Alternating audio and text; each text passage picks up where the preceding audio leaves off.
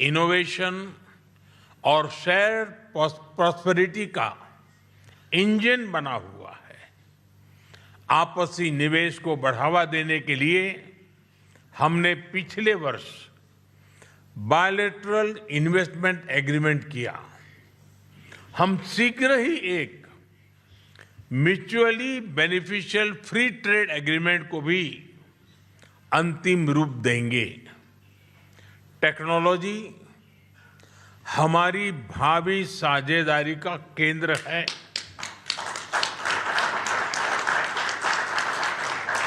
आज हमने critical and emerging technology partnership स्थापित करने का निर्णय लिया है।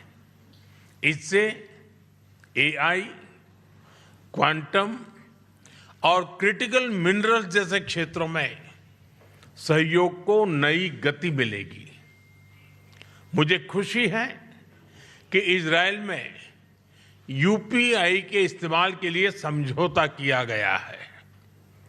डिजिटल हेल्थ के क्षेत्र में भी हम अपने अनुभव साझा करते हुए लोगों के जीवन में सुधार लाने के लिए प्रतिबद्ध हैं। रक्षा के क्षेत्र में हमारा दशकों पुराना विश्वसनीय सहयोग रहा है। पिछले वर्ष हुए एमओयू से इसमें नए आयाम जुड़ेंगे। हम मिलकर जॉइंट डेवलपमेंट, जॉइंट प्रोडक्शन और ट्रांसफर ऑफ टेक्नोलॉजी की दिशा में आगे बढ़ेंगे। साथ ही हम सिविल न्यूक्लियर एनर्जी और स्पेस जैसे क्षेत्रों में भी सहयोग आगे बढ़ाएंगे। फ्रेंड्स, दोनों देशों के बीच कृषि सहयोग का लंबा और सफल इतिहास रहा है। आज हमने इस सहयोग को फ्यूचरिस्टिक दिशा देने का संकल्प लिया है। इजरायल के सहयोग से भारत में स्थापित सेंटर्स ऑफ एक्सीलेंस हमारी मित्रता के उत्तम उदाहरण है।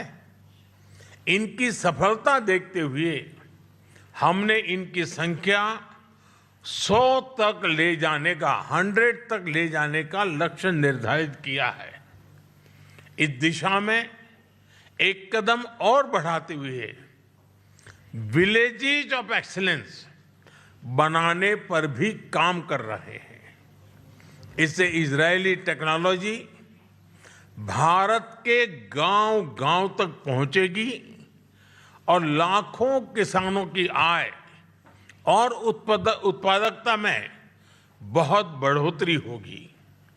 हम मिलकर फ्यूचर रेडी फार्मिंग सॉल्यूशंस भी विकसित करेंगे। भारत में India Israel innovation centre for agriculture की स्थापना इस सहयोग के लिए मजबूत आधार प्रदान करेगी। फ्रेंड, हमारे पीपल टू पीपल टाइज हमारे संबंधों का एक महत्वपूर्ण स्तंभ है। 2023 में हुए मैन पावर मोबिलिटी एग्रीमेंट के माध्यम से भारत ने इजरायल के कंस्ट्रक्शन और केयर गिवर सेक्टर्स में महत्वपूर्ण योगदान दिया है। भारतीय कामगारों ने अपनी मेहनत, प्रतिबद्धता और कौशल से विश्वास अर्जित किया है। मुझे खुशी है कि इस सहयोग का विस्तार कॉमर्स और सर्विसेज जैसे क्षेत्रों में भी किया जा रहा है। दोनों देशों के युवाओं, रिसर्चर्स और इनोवेटर्स को जोड़ना हमारी मुख्य प्राथमिकता रही है। इस दिशा में आज हम इंडिया इजराइल एकेडमिक फोरम की स्थापना कर रहे हैं।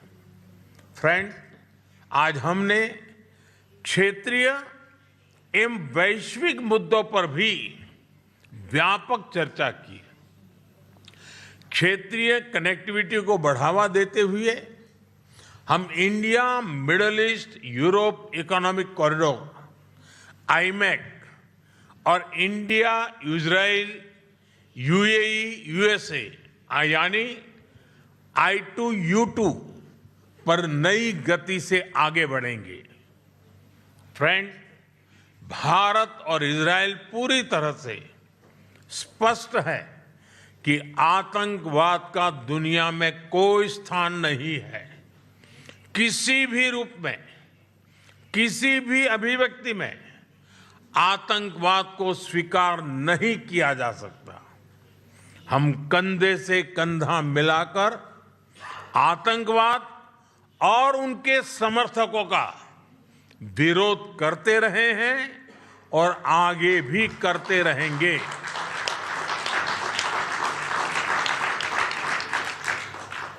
पश्चिम एशिया में शांति और स्थिरता से भारत के सीधे सुरक्षा हित जुड़े हैं।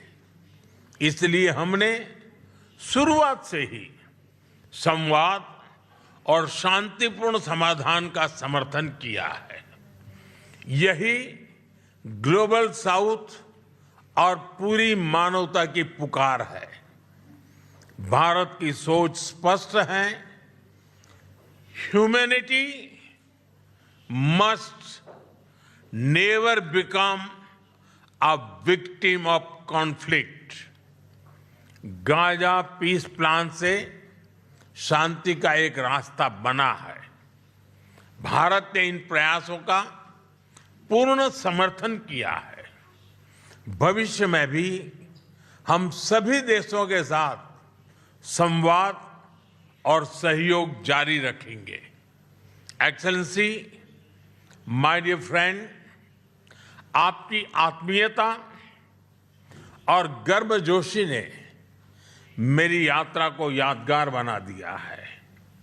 मैं एक बार फिर आपसे और इजराइल के लोगों से जो प्यार मिला है, जो स्नेह मिला है, जो सम्मान मिला है, इसके लिए हृदय से बहुत बहुत आभार व्यक्त करता हूं। बहुत बहुत धन्यवाद। तोदा रब्बा।